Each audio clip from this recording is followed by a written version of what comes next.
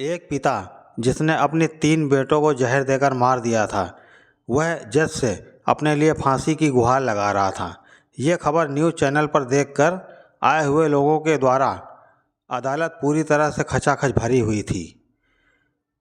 सन्नाटे के बीच एक युवक वहां आता है। सभी की निगाहें उसकी ओर घूम जाती हैं। वह जज साहब की आज्ञा लेकर कटघरे में खड़ा हो जाता है। मुलजिम आश्चर्य से आए हुए नवयुवक को देखता है, क्योंकि वह नवयुवक उसके लिए अनजाना था। जज साहब के आदेश के बीच वह बोलना शुरू करता है। जज साहब, इन्हें सज़ा देने से पहले आपको इनकी निजी ज़िंदगी में झांकना पड़ेगा, जिसे मुझसे अच्छा कोई नहीं जानता। सुभाष जी हमारे कस्बे के नेक दिल, दूसरों की मदद करने वाले इंसान थे। इनके 3 बेटे थे। मेरी झोपड़ी इनके घर से कुछ दूरी पर थी। इनका हंसता खेलता परिवार था। इन्होंने अपने बच्चों को बड़े प्यार से पाला था, उनकी हर ज़रूरत को पूरा किया था। रविवार का दिन था जब मैं अपने माता पिता के साथ दिहाड़ी पर काम करने नहीं गया था, बल्कि तालाब किनारे बैठकर एक लकड़ी की मदद से कुछ सवालों को हल कर रहा था और रोता भी जा रहा था। उस समय मेरी उम्र 7 या 8 साल की रही होगी। सुभाष जी मेरे पास खड़े होकर मुझे और मेरे द्वारा किए हुए सवालों पर अपनी नज़रें गड़ाए हुए थे। वह शायद सुबह घूमने निकले थे। उन्होंने मुझसे पूछा, बेटा आप कहाँ रहते हैं? मैं कुछ ना बोला। तब मेरे सामने बैठकर मेरे सिर पर हाथ फिराते हुए पूछा, अच्छा आपका नाम क्या है? तब मैंने बताया, मेरा नाम जीतू है। मैं आपके घर के पास रहता हूँ। मैं रोज़ आपको आते जाते देखता हूँ और आपके बच्चों को भी स्कूल जाते हुए देखता हूँ। सुभाष जी बोले, तो क्या बेटा तुम स्कूल नहीं जाते? मैं बोला, अब नहीं जाता हूँ, क्योंकि मेरे अम्मा पापा मुझे फीस के पैसे नहीं देते हैं और अपने साथ खेत में चलने के लिए कहते हैं, क्योंकि वह दूसरों के खेत में दिहाड़ी पर काम करते हैं। उनका कहना है कि तुम भी साथ चलोगे तो 4 पैसे ज़्यादा आएंगे। आज मैं उनके साथ नहीं गया, इसलिए पप्पा ने मुझे बहुत मारा, खाना भी नहीं दिया। सुभाष जी को मेरी बातें सुनकर बहुत दुख हुआ। वह मुझे अपने घर ले गए। उन्होंने अपनी पत्नी से मुझे खाना देने को कहा और मेरे बारे में उन्हें बताया। उन्हें भी मुझ पर बहुत तरस आया। वह बोली, बेटा तुमको कभी भी भूख लगे तो यहाँ आ जाया करो, मैं भी तुम्हारी अम्मा की तरह ही हूँ। उन्होंने भरपेट मुझे खाना खिलाया। आज बहुत दिनों बाद मुझे भरपेट खाना खाने को मिला था। उन्होंने मुझसे अपने बच्चों के साथ खेलने के लिए कहा, जो मेरी ही हमजोली के थे। शाम को मुझे लेकर मेरे माता पिता के पास गए। वह अब खेतों से वापस आ गए थे। अपनी झोपड़ी के दरवाजे पर सुभाष जी और मुझे खड़ा देखा तो वह घबरा गए। दोनों ने बाहर निकलकर पूछा, क्या हुआ साहब, जीतू ने कोई शैतानी तो नहीं की है? सुभाष जी हंस पड़े और बोले, शैतानी इसने नहीं बल्कि आप लोग कर रहे हैं। मेरी माँ ने पूछा, क्या मतलब?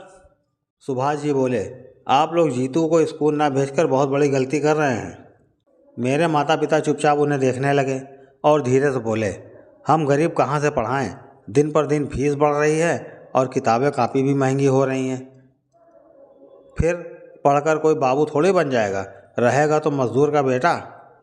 इस पर सुभाष जी ने उन लोगों को बहुत समझाया कि देखना, एक दिन ये आप लोगों का नाम रोशन करेगा, बहुत बड़ा आदमी बनेगा, जिसे बड़े बड़े लोग सलाम करेंगे। हम इसकी फीस दे दिया करेंगे, बस इसका आप लोग साथ दें। ऐसे बच्चे नसीब वालों को मिलते हैं। सुभाष जी ने दूसरे ही दिन मेरी फीस जमा कर दी। वह एक जल विभाग के सरकारी कर्मचारी थे। उनके अच्छे व्यवहार के कारण सब उनकी इज्जत करते थे।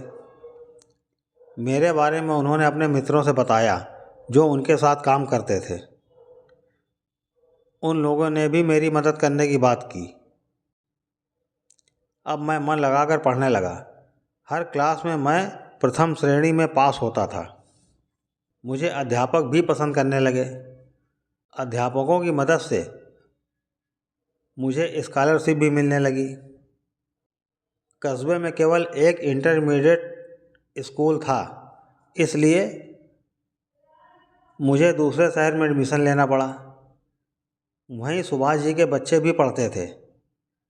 सुभाष जी ने किराए पर कमरा दिला रखा था।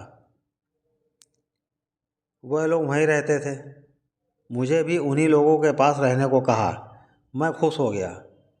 मेरा रिपोर्ट कार्ड देखकर कॉलेज में बड़ी आसानी से दाखिला मिल गया,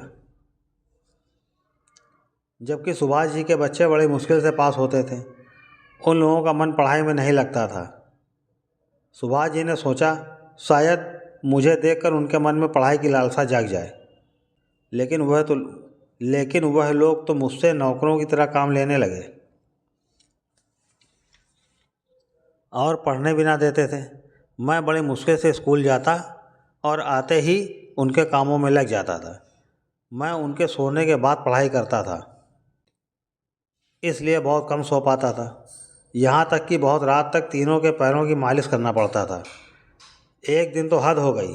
10 रुपए की चोरी लगाकर उन लोगों ने इतना मारा कि मैं लहूलुहान हो गया। फिर भी उन्हें तरस नहीं आया। मुझे बांधकर मेरे मुंह पर कपड़ा ठूंस कर तीनों ने बारी बारी से मेरे साथ गलत काम किया, जिससे कारण मैं बेहोश हो गया। लेकिन शायद भगवान को मुझ पर तरस आ गया। उसी समय सुभाष जी अपने बच्चों से मिलने आए हुए थे। मुझे बेहोश देखकर उनके हाथ पैर फूल गए। वह तुरंत मुझे हॉस्पिटल ले गए।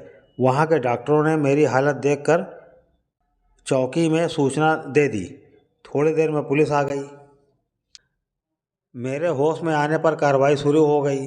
मैंने सुभाष जी की आंखों में ऐसा दर्द देखा जिसकी कोई कल्पना भी नहीं कर सकता था। मैं चुप रहा, किसी से कुछ ना बोला। बार बार पुलिस वाले मुझसे पूछ रहे थे, बताओ ये किसने किया है। वो हर तरह से पूछकर हार गए, लेकिन मैंने अपनी ज़बान नहीं खोली।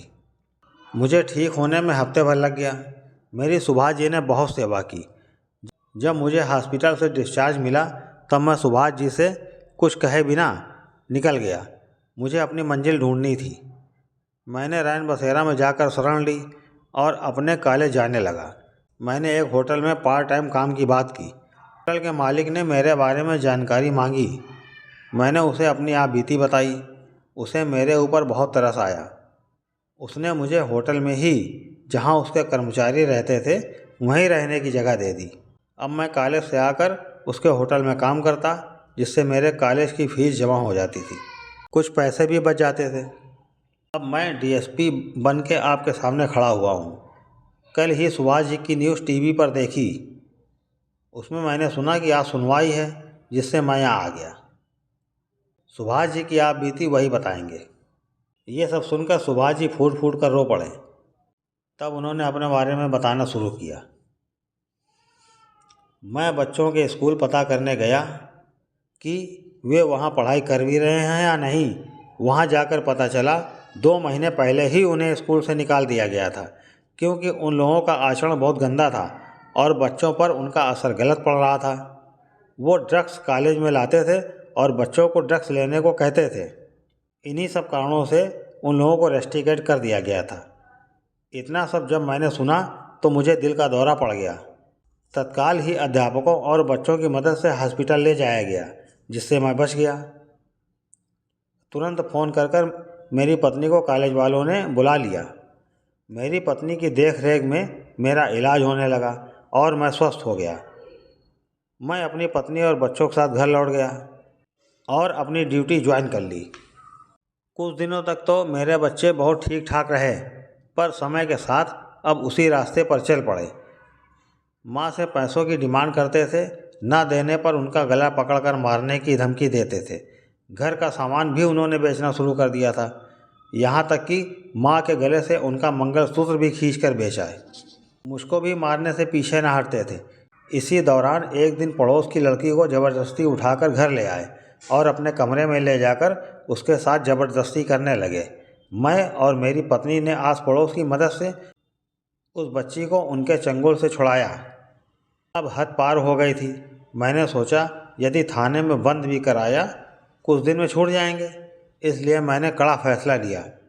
जब उनकी माँ खाना परोस रही थी, चुपचाप मैंने उनके खाने में जहर मिला दिया और काफ़ी विचार करने के बाद थाने आकर आत्मसमर्पण कर दिया। ये सब सुनकर जश की आंखें भर आईं। उसकी समझ में नहीं आ रहा था कि क्या फैसला दिया जाए।